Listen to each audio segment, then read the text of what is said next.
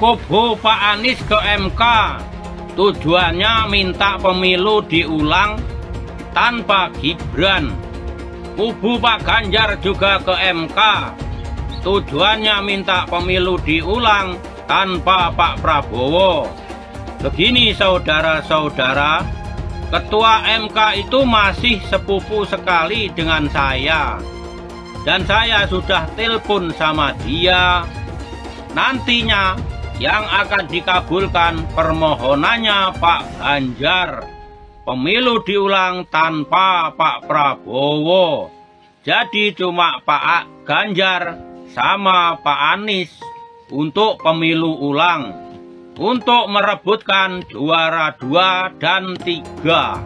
Kalau juara satunya sudah jelas Pak Prabowo. Makanya Pak Prabowo tidak boleh ikut lagi pilihan. Begitu. Apapun keputusan MK, ya, proses keputusan final pemilu itu ada di tangan ya, 205 juta pemilih, 820 juta TPS. Saya mau main nggak bisa abang menariknya ke sana. Itu sesat pikir itu bang, namanya bang. Yes, itu imajinasi orang begitu. Ya, sebetulnya bang, makanya saya nggak mau ikut imajinasi abang, karena imajinasi abang tuh sesat. Ya kita harus bicara fakta, jangan bicara imajinasi. Hotman lawan Rocky Gerung. Nggak cocok, beda ilmu. Banyak orang ingin agar Hotman berdebat dengan Rocky Gerung, kan beda ilmu. Dia hanya ahli filsafat. Mungkin dia sangat cocok menulis tentang filsafat, antara lain juga menulis seperti ingat nggak komik Koping Ho tentang yang banyak filsafatnya.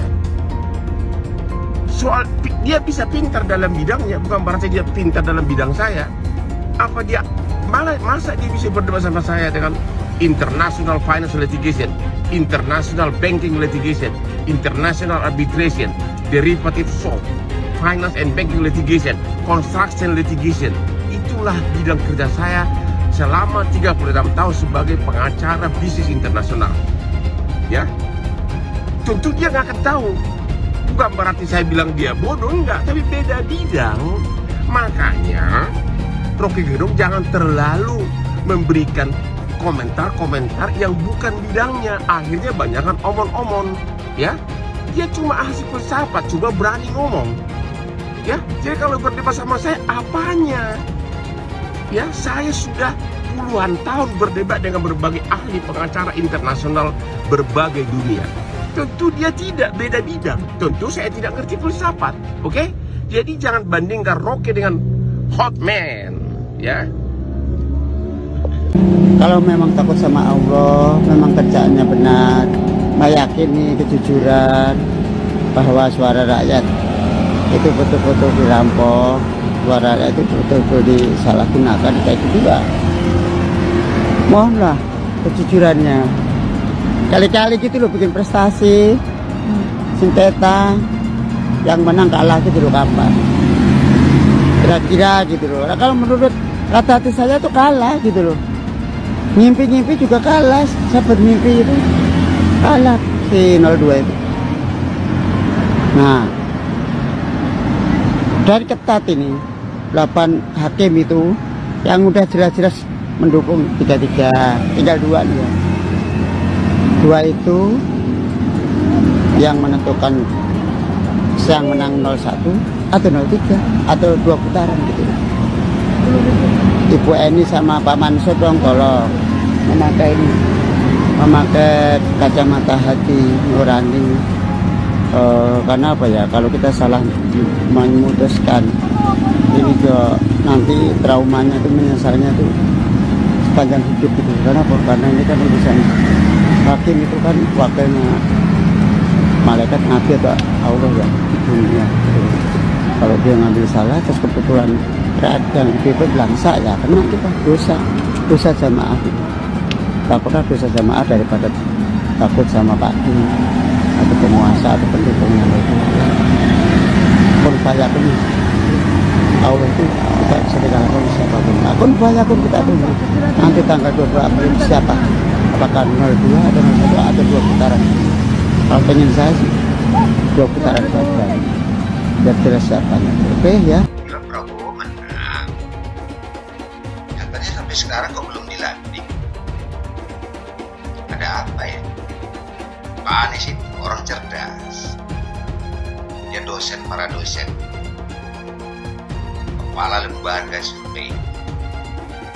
Hati-hati, Prabowo itu nggak ada.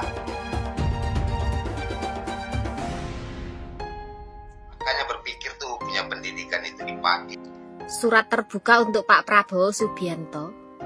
Terserah Bapak mau ngasih kursi ke siapa aja kecuali Anies Baswedan. Ora oleh, pokoknya fik ora debat. Ora oleh.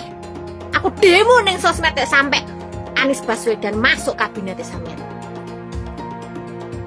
Ingatlah Pak, perjuangan kami ini pendukungmu. Rakyat yang mencintaimu, ojo sampai kami kecewa melihatmu memasukkan si manis-manis kui ke dalam kabinet. Ora iso. Ora oleh pugei. Anies Baswedan itu kan dia rumah dia kan pakai joglo kan. Yang di Jakarta nih. Yang Jakarta ini. Itu dia nggak sengaja dia beli sama arsiteknya beli sama temen gua. Nanti kalau ke Tawangmangu ketemu tuh, tak suruh datang dia. Sebenarnya bukan urusan mau bikin joglo, enggak, aku ada urusan lain sama dia. Dia mau ketemu aku, ngomongin itu sebenarnya. Itu joglonya itu punyanya Kasan Besari. Wali besar tuh. Hasan Besari. Iya, Hasan Besari. Itu nenek moyangnya Kiai Gontor. Jadi Kiai Gontor tuh nenek moyang itu Hasan Besari. Itu keramat lah, pokoknya wali keramat Hasan Besari. Nah, itu joglonya itu aslinya dijual ke pengepul, terus dibeli sama arsiteknya Anies Baswedan. Sekarang ada di rumah Anies Baswedan. Nah, orang-orang itu percaya gitu. Jadi kalau lu dulunya bukan orang besar, ya lu nggak bakal punya rumah joglo, nggak bakal kepingin, nggak bakal punya. Gitu. Jadi nggak bakalan dapat juga. Ya? Nah, sekarang ini ada desas-desus pemerintahan Ponorogo itu mau minta balik. Ini belum ada di berita nih. Kita balik. Iya. Atas nama Cagar Budaya. Ini belum masuk berita ini. Sampai segitunya ya? Iya. Iya, itu artifak gitu kan. Iya. Tapi diminta balik dibeli nggak? Ya nggak tahu. Diambil paksa. Nggak tahu. April ini adalah awal aksi kita. Tidak banyak nggak apa-apa karena kita terus berjuang. Tanggal 5 kita akan lihat seperti apa. Apakah rakyat masih diam atau hanya ribut di medsos, atau kita akan kembali ke sini di Patung Kuda, dan puncaknya di tanggal 19 dan 22. Kita undang semua rakyat Indonesia untuk turun ke Majelis Konstitusi agar tidak menjadikan MK sebagai majelis kekuatan atau majelis keluarga. Tetap semangat, konsisten, istiqomah, dan Allahu Akbar, merdeka. Kedaulatan akan kembali ke tangan rakyat ketika rakyat istiqomah memperjuangkannya dengan sepenuh hati. Dari sini kita tekadkan bahwa perjuangan kita tidak ada kata lelah, pengabdian kita tanpa titik akhir. Mari kita selamatkan negara kesatuan Republik Indonesia dari tangan-tangan zolim, dari para penguasa dan oligarki yang menindas rakyat. Kita tekadkan perjuangan kita sampai rakyat mengembalikan kedaulatannya kepada seluruh Nusantara, rakyat Indonesia. Yang masih cinta kepada bangsa negaranya, cinta konstitusi, cinta akan keutuhan NKRI. Ayo sama-sama hadir tanggal 5, tanggal 19, tanggal 22 April. Kita kawal sidang MK. Ingat, bangsa Indonesia adalah bangsa pejuang, bukan bangsa pecundang. Kemerdekaan Indonesia adalah atas perjuangan para ulama, kiai habaib, dan para tokoh-tokoh panding badar, bukan pemberian daripada Jepang, bukan pemberian Belanda, apalagi pemberian Cina. Maka saya serukan untuk turun ke jalan, untuk bisa menyuarakan hati nurani rakyat, untuk mengawal MK. Insya Allah diberikan kemenangan dari Allah Subhanahu wa Ta'ala. Terima kasih. Assalamualaikum warahmatullahi wabarakatuh.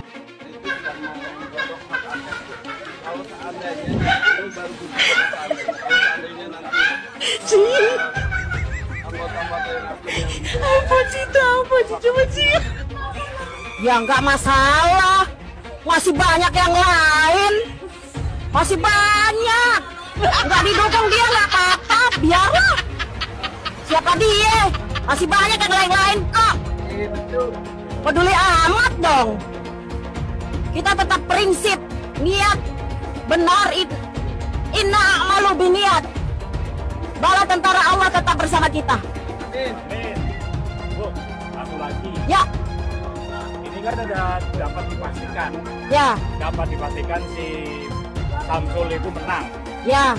Nanti kan Ibu ada anak sekolah, ada kantor istri, ada kantor suami atau kantor lain. Terus tiba-tiba suruh dipasang. Ibu kan pasti lihat itu di kantor anak, di kantor suami. Ya. Gambarnya Samsul sama si Wowok, gimana tuh Bu? Ya nggak rela lah. Nggak rela. Kalaupun terpaksa ngikutin peraturan sistem yang berjalan dengan curang, saya udah terapkan ke anak cucu saya. Terus gambarnya mau diapain yang udah ditempel di kantor kayak kemarin gambarnya si Joko sama gambarnya si... Ya itu dalam keadaan terpaksa kan. Sudah berjalan sistem mau bagaimana lagi, tapi kita kan berusaha ikhtiar. Wahai penguasa yang hari ini berkuasa, jangan kau pikir kami semua tidak tahu ini semua rekayasa. Hari ini cukup sudah, Bawaslu KPU curang. Kami minta MK untuk adil dengarkan suara hati rakyat. Kita harus bersatu, rebut demokrasi, rebut kedaulatan rakyat. Jangan dengarkan ocehan-ocehan yang bilang dia sudah menang. Itu semua rekayasa. Itu semua rekayasa, kita tahu semua itu rekayasa. Kalau kita mau menang, kita harus bersatu, ibu-ibu, bapak-bapak. Benar? Yang kita lihat hari ini, yang jelas-jelas sudah ada adu domba antara pihak-pihak yang di sana juga termasuk pengkhianat demokrasi. Betul, disuruh didik ya sekolah oleh orang-orang tuanya, bukan menegakkan demokrasi, tetapi kembali sebagai pengkhianat demokrasi. Namanya siapa Mas? Namanya Muslim. Mas, ingin tahu kenapa turun aksi sini? Sementara maaf ya, kondisi Mas kan ada kurang tongkat. Karena kan saya mau presiden itu kalau mau menang jujur, jangan curang. Nggak takut Mas? Kalau ada apa-apa nggak takut? Nggak takut, saya takut kepada Allah, nggak takut siapa-siapa. Saya nggak percaya rakyat Sumatera Utara nggak percaya Prabowo menang. Yang percaya Prabowo menang, mendingan pindah agama aja, udah itu aja. Oke Mas, ada satu kata terakhir Mas? Ada. Lawan gitu. Yang percaya Prabowo menang, pindah agama. Agamaku Islam, dia nggak percaya. Oke. Terima kasih Mas. Kalau bisa di dalam sini, Pengadilan Jakarta Pusat, silakan datang Jokowi. Saya mau ketemu sama Anda. Saya tidak takut ke Anda ini presiden. Bukan presiden, tukang sapu kok. Maju jadi gubernur Jakarta itu isu untuk mengalihkan perhatian dari persoalan pilpres. Seakan-akan pilpres sudah selesai, ya kan? Anda jangan terjebak. Ya Pak. Pertama di mana kita ajakannya Pak? Udah pertama di mana Pak? Iya Pak. Cukup warga Jakarta yang tahu waktu jadi gubernur DKI. Ini yang warga Jakarta coba deh bersuara di sini. Gimana sih Jakarta semenjak kepemimpinan Pak Anies? Coba kalian nilai dari 1 sampai 10. Komen di bawah. Jujur gue kepo banget nih. Biar warga Jakarta sendiri yang nilai. Anies itu kacang lupa kulit. Jadi gubernur kan yang mendukung Prabowo. Tapi nyatanya menjelek-jelekan Prabowo supaya Prabowo tidak dipilih oleh masyarakat Indonesia. Sifatnya memang jahat. Tidak ada cerita Ahok dengan Anies. Ketika saya kalah, saya langsung kasih Anies ucapan segala macam. Tapi yang tidak bisa saya terima, ketika Anda menang, Anda pidato memecah belah bangsa. Bahwa Jakarta udah kembali ke pangkuan pribumi yang dijajah selama ini. Itu teksnya di mana-mana. Itu sangat memecah belah bangsa. Saya ini asli Indonesia sesuai undang-undang loh. Apa karena saya namanya Ahok? Itu yang tidak betul seorang Anies lakukan. Bagi saya Anies sangat tidak negarawan. Anda udah menang, yes okay gitu loh. Saya juga tidak bawa ke MA, nggak bawa ke MK. Waktu Anda ulang tahun DKI saya juga datang. Tapi kenapa Anda mesti pidato seperti itu? Pak Ahok tidak akan pernah bersatu dengan Pak Anies. Sekarang dia bilang Pak Anies tidak negarawan. Mohon maaf nih, saya juga tak setuju terhadap statement Pak Anies yang bilang pribumi dan segala macam. Saya sangat tidak setuju, saya mengutuk kata-kata itu. Itu Muhaimin Iskandar pasti akan menjadi tersangka. Ya. Jadi setiap akan diperiksa itu ada hambatan politis, psikologis, karena selalu dituding ingin menjegal Anies. Karena formula itu kan itu psikososial. Sehingga KPK itu setiap nyebut mau menyelidiki gitu, orang mau demo, KPK-nya mau dibakar. Kalau ini ya untuk menjegal gitu. Sehingga ya gamang. Apakah kasus korupsinya ada indikasinya kuat? Laporan BPK. Laporan BPK itu menyimpulkan Formula E tidak boleh dibiayai oleh APBN maupun APBD. Firm itu ya? Firm, karena menurut undang-undang yang boleh dibiayai oleh APBN, APBD itu undang-undang olahraga tertentu yang disukai rakyat secara masif. Nah, lalu disebut yang masif itu apa? Sepak bola, voli, bulu tangkis, sirkuit itu tidak ada. Nah, lalu BPK minta ini supaya didalami, ada indikasi tidak benar. Nah, setiap ini mau didalami, ribut. Katanya mau menjegal Anies gitu. Sehingga sekarang ya kalau pertimbangan politisnya begitu, saya bilang silakan aja KPK. Tapi kalau Anda tanya ke saya, bukan bahkan saya ya, KPK itu bukan bahan. Kalau Anda tanya ke saya, Anda pedulikan itu tegakkan. Yang tersangka setelah Pilpres ini namanya Anies Baswedan dan Muhaimin.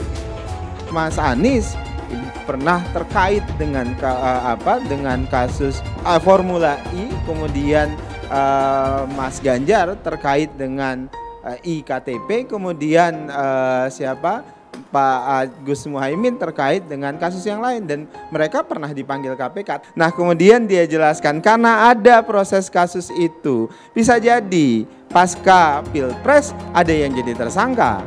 Itu pendapat seorang Fahri Hamzah. Kalau ada proses yang kemarin misalnya tertahan karena kan berdasarkan kebijakan penegak hukum terhadap para calon termasuk para caleg itu dihentikan. Ya, orang yang sudah diperiksa ya dihentikan ketika dapat status sebagai caleg atau capres atau cawapres. Ketika ada pelanggaran etika dan Bapak tetap jalan terus dengan cawapres yang melanggar etika, artinya ada kompromi atas standar etika. Standar etika ini fakta. Ini fakta. Dan kemudian dalam pidato Bapak mengolok-olok tentang pentingnya etika. Saya tidak tega untuk mengulanginya. Pertanyaannya, apa penjelasan Pak Prabowo soal itu semua? Saya menilai, maaf ya, karena Anda desak saya terus terang aja saya menilai Anda tidak pantas bicara soal etik. Itu saja. Saya merasa bahwa Anda itu posturing ya, Anda tuh menyesatkan. Itu aja ya. Saya boleh berpendapat kan? Saya menilai Anda tidak berhak bicara soal etik karena Anda memberi contoh yang tidak baik soal etik. Terima kasih. Pak Prabowo, itu sebelumnya Pak Prabowo sudah menyumbangkan 400 miliar untuk pencalonan Pak Anies sebagai gubernur. Nah, itu kalau kita bicara etik di mananya? Dan kalau Mbak bilang Pak Prabowo hanya mengejar kekuasaan, saya tanya, sekarang Pak Anies memangnya maju jadi capres itu mengejar apa? Saya tanya, apakah nggak mengejar kekuasaan sebagai calon presiden? Fenomena ordal ini menyebalkan. Di seluruh Indonesia kita menghadapi fenomena ordal. Ada ordal di mana-mana yang membuat meritokratik nggak berjalan, yang membuat etika luntur. Dan ketika fenomena ordal itu bukan hanya di masyarakat, tapi di proses yang paling puncak terjadi ordal, maka rakyat kebanyakan, dan ini saya rasakan beberapa waktu yang lalu, beberapa orang guru berjumpa dengan saya dan mereka mengatakan, Pak, di tempat kami pengangkatan guru-guru itu mendasarkan ordal. Kalau tidak ada ordal, nggak bisa jadi guru, nggak bisa diangkat. Lalu apa jawabannya? Atasan saya bilang, wong yang di Jakarta aja pakai ordal, kenapa kita di bawah tidak boleh pakai ordal? Kalau berbicara ordal, lupa waktu jadi gubernur. TGUPP, lupa dia. Ordalnya dia itu tim sukses kasus dia itu semua di sana. Jadi Anies itu banyak yang dia omongin, padahal dia melakukan hal yang dia pertanyakan. Mas Anies, Mas Anies. Mas Anies, Mas Anies, masa sih angin kok sampai nggak punya KTP lo ya? Angin keluar, angin masuk, angin keluar, masuk angin, angin dodo ya, angin puting beliung, wes angin-anginan itu kok semua bisanya nggak punya KTP itu lo ya? Angin dari Jakarta ke Lampung ke Sumatera ke Jawa itu ya, kok bisanya liar begitu? Sama seperti air hujan ya, air hujan itu yang banjir itu bukan banjir ya, itu air parkir ya, air yang parkir Mas Anies, Mas Anies. Mau punya pemimpin yang seperti itu ya, mau punya pemimpin yang seperti itu, dikiranya rakyat ini bodoh semua kali ya. Air hujan jatuh ke bumi, nggak boleh masuk gorong-gorong. Yang banjir itu bukan banjir, itu parkir, Mas Anies, Mas Anies. Mas Anies pernah jadi gubernur 5 tahun di DKI. DKI menerima indeks polusi tertinggi di dunia. Bagaimana dengan anggaran 80T, Pak Anies sebagai gubernur tidak dapat berbuat sesuatu yang berarti untuk mengurangi polusi. Terima kasih. Polusi udara tak punya KTP, angin tak ada KTP-nya. Angin itu bergerak dari sana sini. Ketika polutan yang muncul dari pembangkit listrik tenaga uap mengalir ke Jakarta, maka Jakarta punya indikator, karena itu Jakarta mengatakan ada polusi udara. Ya susah kalau kita menyalahkan angin dari mana saja ya. Kalau kita dengan gampang menyalahkan angin, hujan dan sebagainya, ya mungkin tidak perlu ada pemerintahan kalau begitu, ya. Mas Anies, Mas Anies.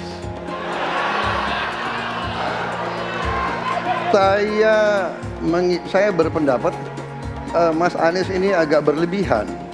Mas Anies mengeluh tentang demokrasi ini dan itu dan ini. Mas Anies dipilih jadi gubernur DKI menghadapi pemerintah yang berkuasa.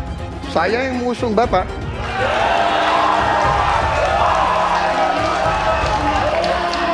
Kalau demokrasi kita tidak berjalan, tidak mungkin Anda jadi gubernur.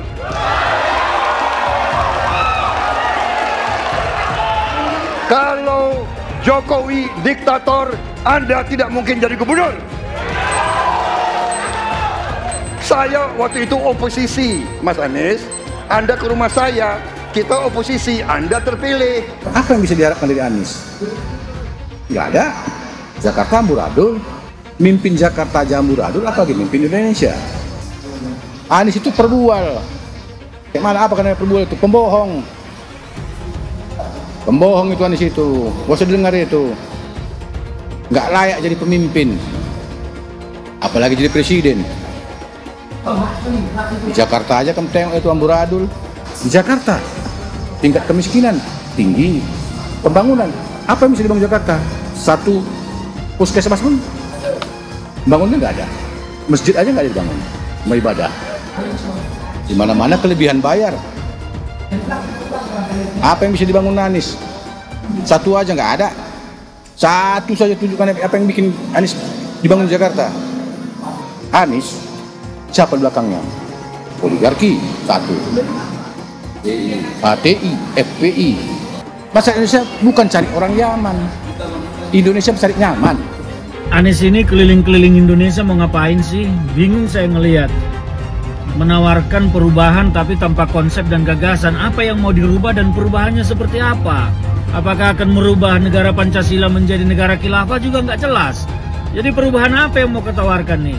Jadi jangan berharap dapat lotre lah nih tiba-tiba jadi presiden Indonesia. Nggak, Indonesia ini terlalu luas, terlalu besar. Jangan bermimpi lah.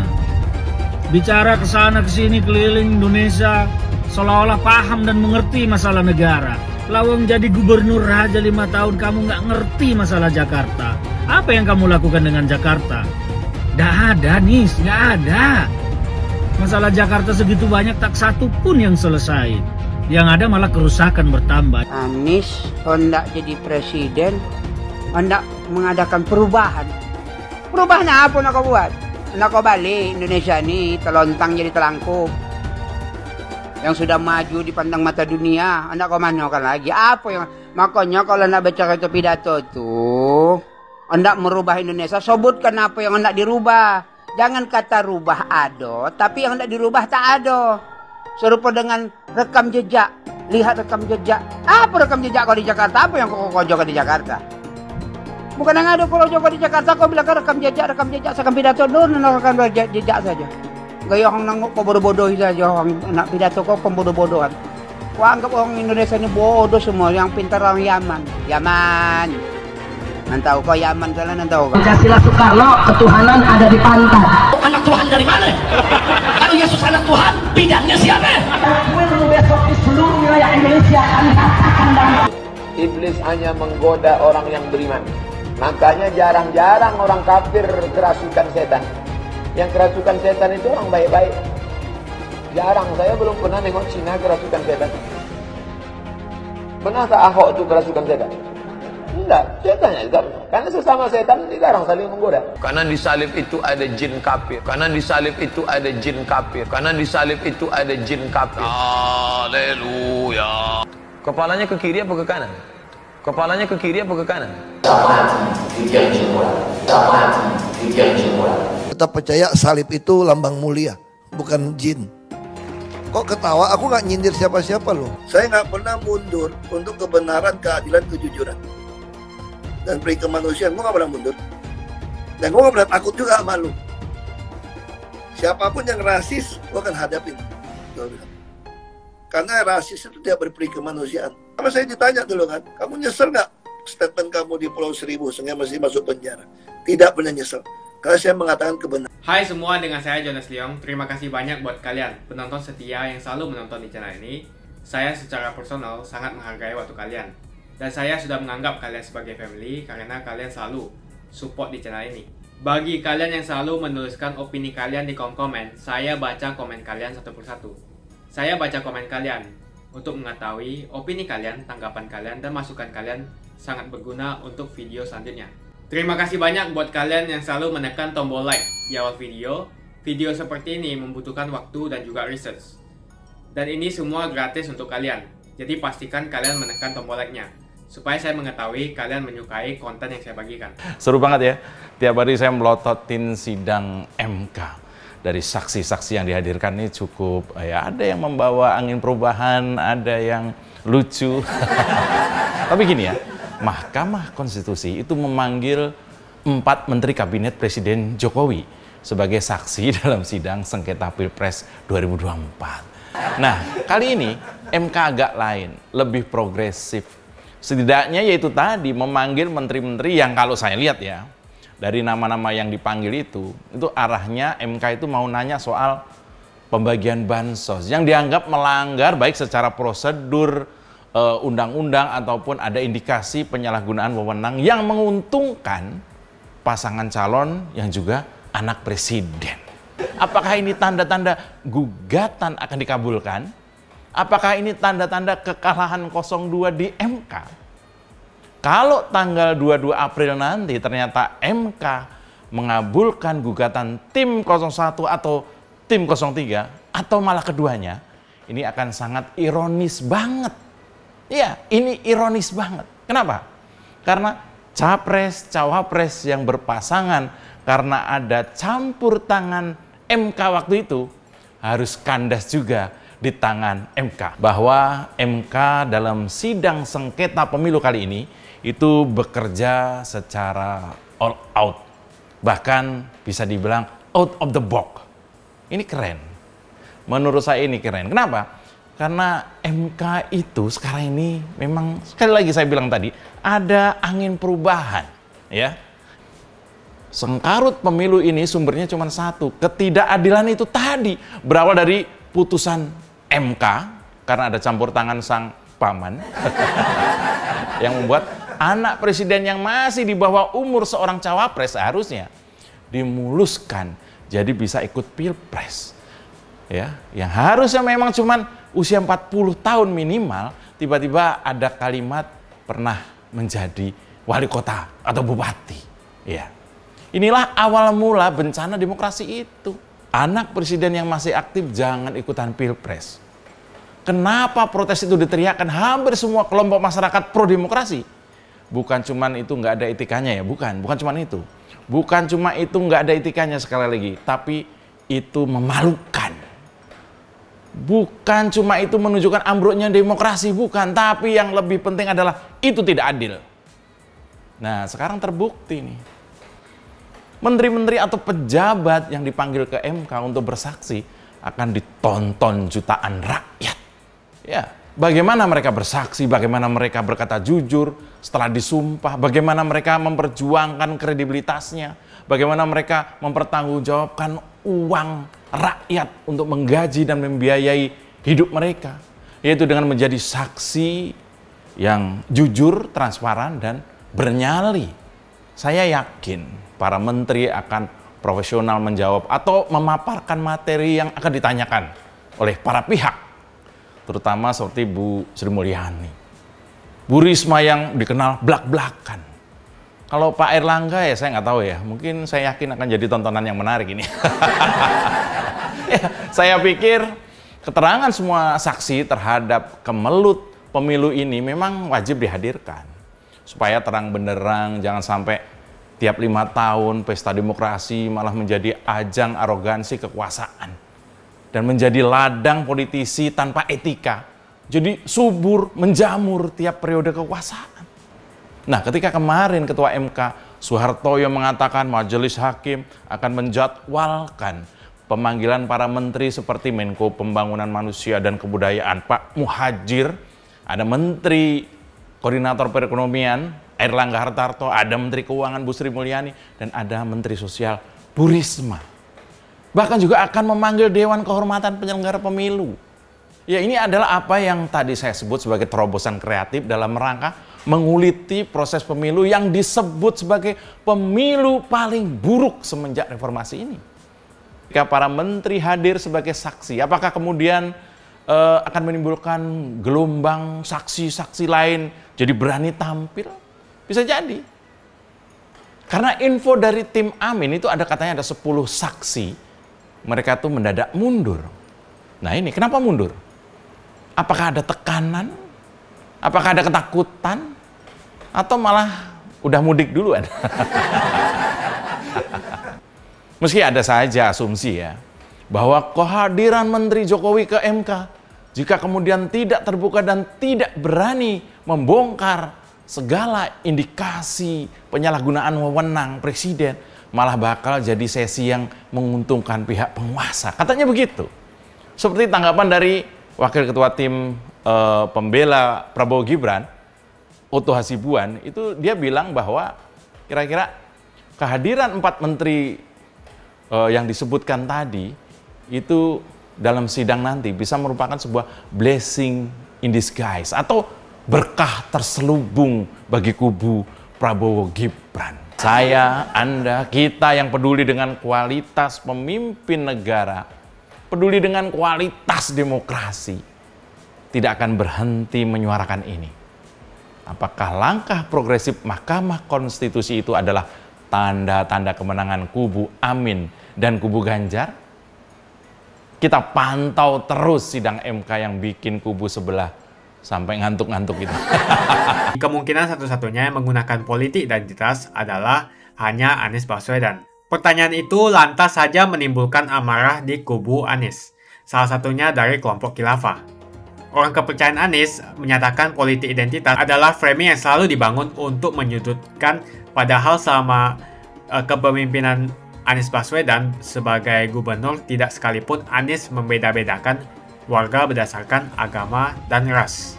Buat saya, apakah benar menyebut politik identitas itu adalah sekedar framing untuk menyudutkan Anies? Saya akan membantah pernyataan itu. Kubu Anies terus berusaha mengaburkan makna politik identitas. Mereka berulang kali bilang bahwa identitas adalah hal yang alamiah dalam kehidupan manusia. Jadi apa salahnya dengan menonjolkan identitas keislaman seorang calon presiden? Tapi saya yakin Anies tahu yang dimaksud dengan politik identitas adalah politik yang menggunakan agama sebagai alasan mengapa seorang kandidat harus dipilih atau mengapa seorang kandidat jangan dipilih. Politik identitas ini sangat berbahaya. Politik identitas membuat masyarakat menjadi tidak rasional dalam berpolitik. Yang menjadi faktor utama dalam politik identitas adalah agama. Seorang kandidat akan dipilih karena agamanya, terlepas dari apakah dia melakukan korupsi atau melakukan pelanggaran HAM. Ketika politik identitas digunakan, maka ini akan berpotensi konflik, karena usai pemilihan, konflik itu akan terus berlangsung dalam waktu yang lama. Masalahnya, ada alasan yang cukup kuat untuk menduga bahwa Anies sangat mungkin menggunakan politik identitas, yang memang dikatakan normal ketika menjabat sebagai gubernur DKI. Dalam proses menjadi gubernur, kubu Anies jelas-jelas menggunakan agama sebagai alasan untuk menjatuhkan Ahok. Anies jelas-jelas menggunakan agama sebagai alasan untuk menjatuhkan Ahok, sampai akhirnya Ahok dipenjara. Jadi ada track record sebelumnya bahwa Anies bisa menggunakan politik identitas untuk mencapai tujuannya. Anies sangat mungkin menggunakan politik identitas karena ini memang keunggulan komparatif dari Anies. Dia mungkin saja seorang doktor dari Amerika Serikat, tapi rekam jejak kepemimpinannya sangat tidak bagus. Dia gagal sebagai rektor Paramadina, gagal sebagai menteri, dan gagal sebagai gubernur. Jadi agama digunakan untuk membangun dukungan terhadap Anies. Itu saja opini saya. Pastikan Anda menekan like di video ini dan bagikan video ini ke teman dan family Anda supaya mereka mengetahui informasi ini. Jangan lupa tekan tombol subscribe dan bunyikan tombol loncengnya supaya kamu tidak ketinggalan info dari channel Jonas Leong. Dan saya akan jumpa kalian di video selanjutnya.